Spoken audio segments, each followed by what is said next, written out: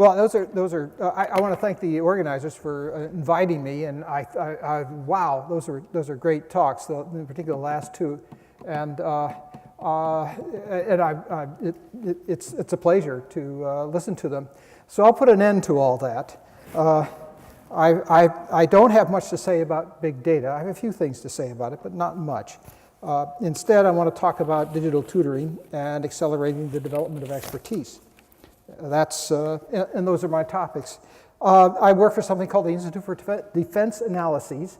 It is an FFRDC, as we say in the trade, which means a federally funded research and development center, which means that we work only for one corner of the government. We don't compete for anything. We have a 5-year contract that's regularly revived every 5 years, and we only do studies and analyses. So these are the results of some studies and analyses that we have done. Let's see if I advance. Aha, yes. So I have a number of topics here, training and education, tutoring in the classroom, and so forth. And you can see them there. And I even have some conclusions if I'm lucky. So let's talk about training and education for a minute. Worse than just talking about training instead of education, and I expect most of you are interested in education. I'm talking not only about training, but I'm also talking about the Department of Defense. On the other hand, the Department of Defense does quite a bit of training, as you might expect, trumping around in the mud, jumping out of airplanes, and all that good stuff. But it also it trains a lot of civilians. This is the point. Yeah, there we are. So we have a bunch of civilians who are given education as a function of the Department of Defense. There's a Department of Defense education activity. And of course, we have the defendants also being trained. And we spend, well, here's something of interest, I think, maybe. We spend somewhere in the neighborhood of $350 million per year in education and training, research and development.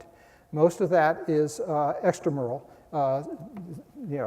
We let contracts, and some of us have to read the proposals and make recommendations, but those are probably the largest chunk of training and education research money that's spent. There are different flavors and there are different ways to count that, but it is an interesting enterprise, I think, to anybody in our business.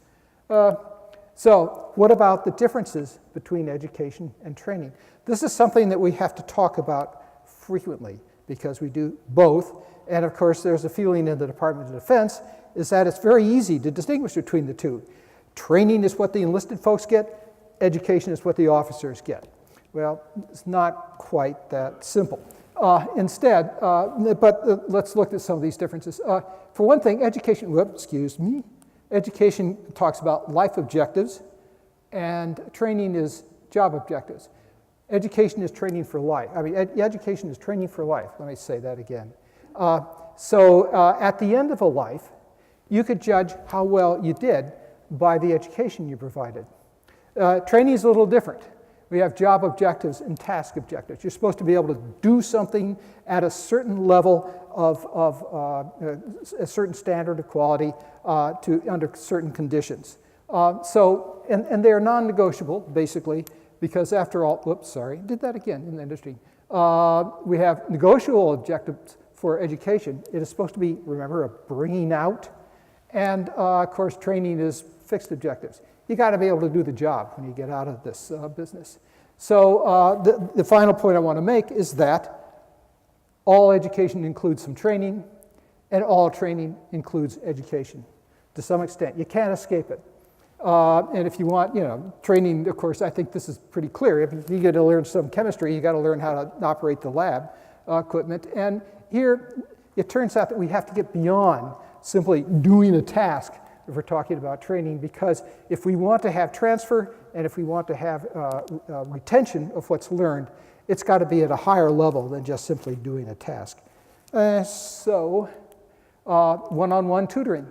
One-on-one tutoring is something we've been doing for a while, ever since cultural modernity struck, maybe 50,000 years ago. I wasn't around, believe it or not, so it was a while ago anyways.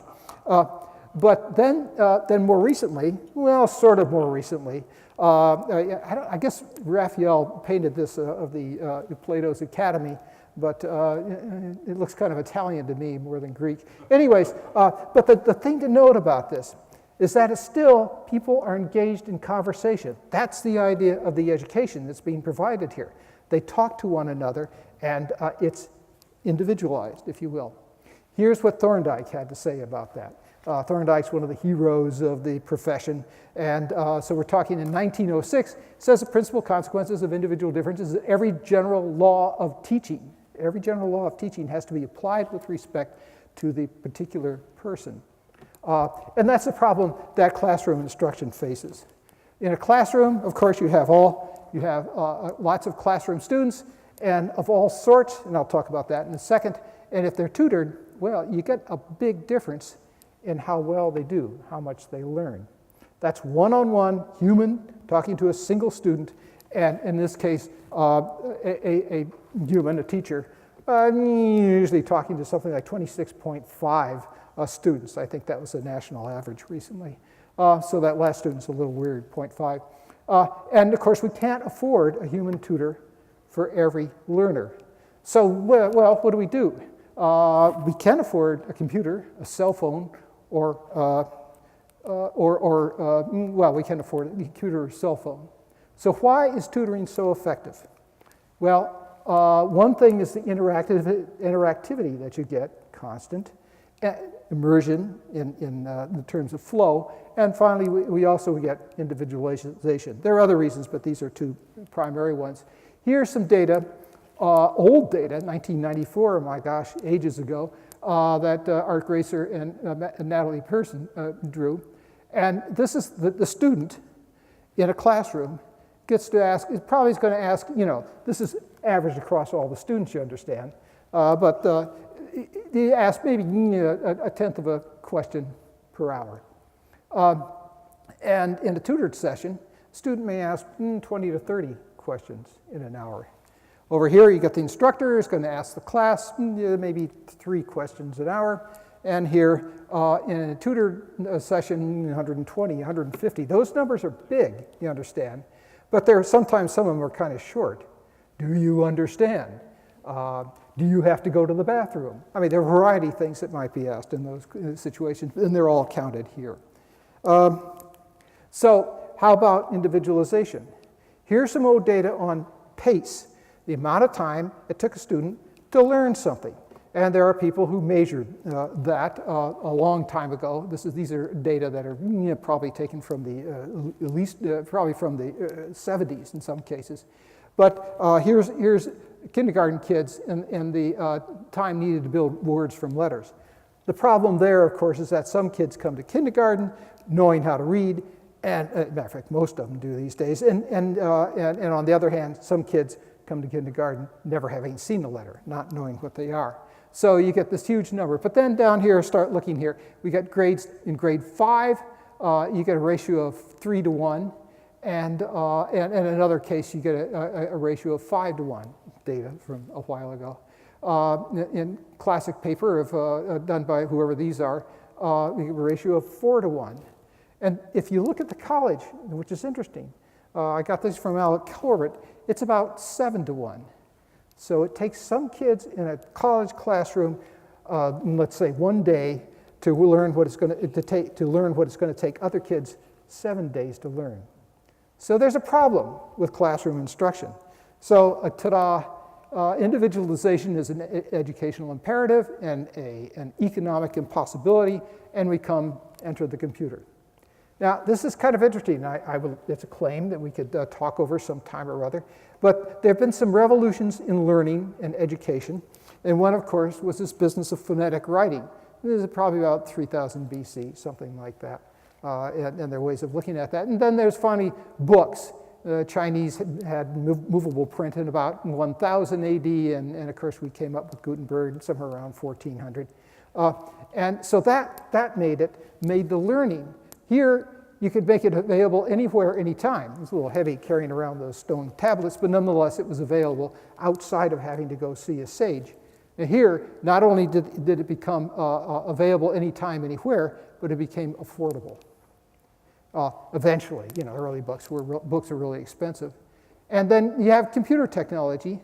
About 1960, the earliest paper I've seen on use of computer and technology and instruction was Ralph Grubb's paper in 1964 or something like that. But it's affordable content and tutorial interactions made available anywhere, anytime. So the on-demand learning is a common thread, and we're returning in our use of computers to dialogues. But did any of this stuff work? Well, the learning games in this early technology was something like, these are effect sizes. I'll say something about that in a second. But you know, by 0.39 over a bunch of studies, so we looked at a lot of data, you know, big data, if you will. And then interactive multimedia instruction, where you have pictures and things like that. And then finally, we had some intelligent tutoring systems back in those days. Most of the people in those days were more interested in building the systems than finding out if they really worked. Okay, that was in those days when we were inventing the technology. But the ones that we had around and the data we had around looked like an effect size of 0.84. What does that mean? Effect size is a very complicated statistic. It's the average of group 1 minus the average of group 2 divided by a standard deviation. Yeah, really tricky. But there is a little trickiness here because there's big arguments about which standard deviation to use. And that they continue. And I've given up. I use Hedges G, and if somebody wants me to use Cohen's D or something like that, fine. There's not a huge difference among them. But how do you interpret an effect size? That's the interesting question, because an effect size is intended to provide the information of practicality, the practical value of what you're doing, rather than just its statistical probability. So, and that's why we calculate these thingies, and they're used, you know, in large databases, one sort or another. So here's a suggestion I would make. If the Department of Education says if it's under 0.25, it's negligible. No need to mess with it. And you get about G, the effect size. If it gets above 0.8, it's very large. You know, champagne corks are popping, and there's dancing in the streets, and so forth. So it's a big deal. Now, I want to say something briefly about this. This is one early form of computers-assisted instruction that is still used. You've got Personal System of Instruction by Keller combined with Crowder's intrinsic programming. And really, the programming that is done everywhere is not Skinner's, it's Crowder's. Nobody ever heard of Crowder, but anyways, he's the guy who did it. So in Keller's system, you pre-test, you divide everything up into modules, you run a pre-test, and if they pass the pre-test, zingo, off they go to the next module. If they fail the test, well, here we go. We have to take a bunch of boxes like this and learn something this way. And it's all the same way. You ask a question, and if they get one error, then you branch to remedial something or other. If you get another kind of error, you branch to something else. You get both errors, you go to another. But if you get it correct, you go on to the next box, just like this. It's classic stuff. It's easy to do. It doesn't work very well. It works better than classroom instruction, but that's it.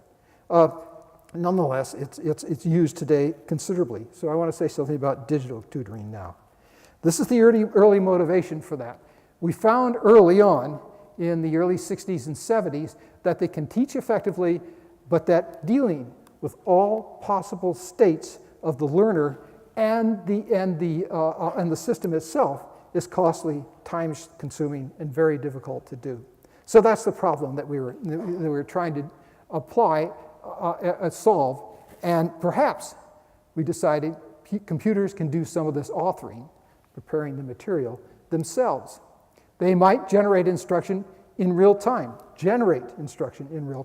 They might do it on demand, and as a tutorial dialogue. You remember Raphael and all those guys. That's sort of in our DNA, if nothing else. Okay, so what do we mean by digital tutoring? Well, we have these information structures, not ad hoc frames, such as I just showed you, and it uses a mixed initiative dialogue. Those are the two key differences between what we were doing then and what we still continue to do now, and what we've now described as digital tutoring or intelligent tutoring systems or intelligent computer-assisted instruction. So here's an example. This is Mentor. Mentor, this is called the Mentor system, but it really wasn't. The Mentor was the programming language behind it. But okay, so here's the Mentor. Begin the physical examination. Started in medicine, that's where we started. And the student says, physical exam. And the mentor says, fine, what in particular would you like to know? And the student asks a question, and then the mentor says, well, it's a common practice to begin an examination by checking the patient's general appearance. So, okay, he goes back there and puts the general appearance, gets that. More interactions, and finally the student says, laboratory reports. The mentor says, finish the physical exam first. Those are the kinds of interactions these were generated by a mentor system some time ago. As a matter of fact, they're reported by Wally Fertzig, who really is the father of this kind of instruction, in 1969. And so you can see all this, the following follow-on, pulse, temperature, and then the student says pneumococcal pneumonia, and the mentor says, stop guessing and continue with the examination. I can just hear Wally saying that. Anyways, we said that was an example of a dialogue being generated by an ancient computer in ancient days. Now, a little later, John Seeley Brown came up with the Sofi system, and in this case, the student is trying to solve a fault in a power supply. And so the student says, what is the base emitter voltage for the voltage limiting transistor? And Sofi says, the base of whatever it is. Then the student says, what about for the current limiting transistor? This is a very sophisticated system when it came to dealing with natural language. I'm always still impressed with it. Dick Burton did a great job with this. And then Sofi says, Sofi gives the answer, and so forth. Down here, the student finally says, just as the student did earlier in the mental system, comes up with an idea, replace Q8, thinking they found it. And Sofi, at this point, takes over the dialogue. Sofi's going to begin to ask questions and says, I'm going to ask you some questions about how Q8 is faulted because the student has it wrong. Okay, those are two early examples. And does it work? Well, now we have a bunch of systems. And basically, an effect size for step-based instruction is about 0.76. So that's almost very large. It's good. It's just compared to classroom instruction again. Another classic paper by Jim Kulik and somebody else. I don't know if you know Jim. Jim is the dean, the father, the absolute guru when it comes to meta-analysis applied to education. Would you like to know where he's from? Aha! I think someplace near Ann Arbor. And so here are the results. He gets very close to what Van Lane got. Okay, digital tutoring best applied. I'm going to skip that because I'm running out of time, of course. And let's go here to talk about the DARPA Digital Tutor. Here's 16 weeks of tutoring. And why information technology? Because it's an incredibly complex task. Things can go wrong anywhere. And development approach. I wish I could say more about that, but I fiddled around too long with those earlier slides. But anyways, this is modeled on, let's go back. Modeled on, come on, go back. I did it. Modeled on human tutors, not only who are expert in specific IT topics, but also in one-on-one tutoring. We actually auditioned them. I didn't, I was brought in to evaluate the thing. But they had to be expert in both. And so there was a focus and so forth.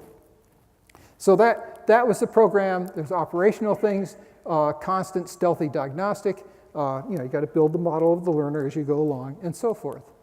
The tactics, never give a hint. Never solve the problem for the learner. Build on what the learner knows to resolve impasses. Okay. Did it work? In brief, there's no magic sauce here. It worked well. The reason I make that point is because in comparing this against three groups, one, the group that was trained using with 35 weeks of instruction, the digital tutor students who are trained with 16 weeks, and fleet ITs who'd had something like 9.6 years of experience in the fleet. And I can't publish this. I haven't been able to figure out how to publish this because here are my effect sizes. Digital tutor compared to the fleet, I got an effect size of 4. And over here I got this. And again, it's almost 8.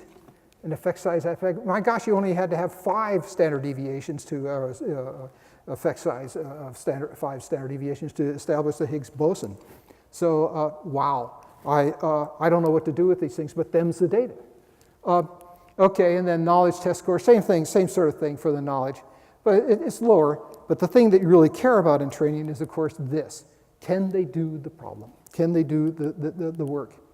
And it turns out that we made an analysis, it was over a 12-year period for reasons I don't have time to explain, but it was over a 12-year period. Over a 12-year period, the Navy would save something in the neighborhood of $1.5 billion. It saves about $300 million a year in steady state. So it's a place for education and a place for the application of computer-assisted instruction and intelligent tutoring. We did a program with the veterans, and these are kids. Here we had a much larger number of students, and I will point out one thing about this, that these employed, only 17% of these kids, I call them kids, were employed, and only 11% of them were employed full-time, and most of them were underemployed. So, what did we get? Well, the results, 100 began, 97 completed. There were no academic dropouts. One had a death in the family, and the other 2 were hospitalized. So, but they ended up, some of these kids were on the streets. Matter of fact, a number of them were on the street when they came in. And when they left, they were hired at an information network technician at the same rate that people who had 3 years of experience were hired, 3 to 5 years experience. They had about $73K per year. One of them had 144, and I will add, just out of interest, that the one had a job that I think many of us would pay for. He is the information technologist specialist for what's the golf course up by Monterey? Pebble Beach. Yeah, jeez. Anyway, see, I think I would pay for that. I think maybe. And if you looked at the return, now here's another point. We turn out these wonderful products out of research, and we don't say, and we can't answer the so what question, because we get that question. Well, it says it costs, in this case, it costs like $50,000 a year. I mean, $50,000 a student to put the kids through these things. And they say, my God, we can't spend that amount of money.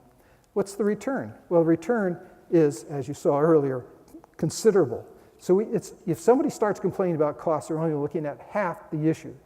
The other half is, of course, the return. So we're coming to the end. We think there may be something like ubiquitous training for education and training, where these are shareable instructional objects drawn from the World Wide Web using some sort of deep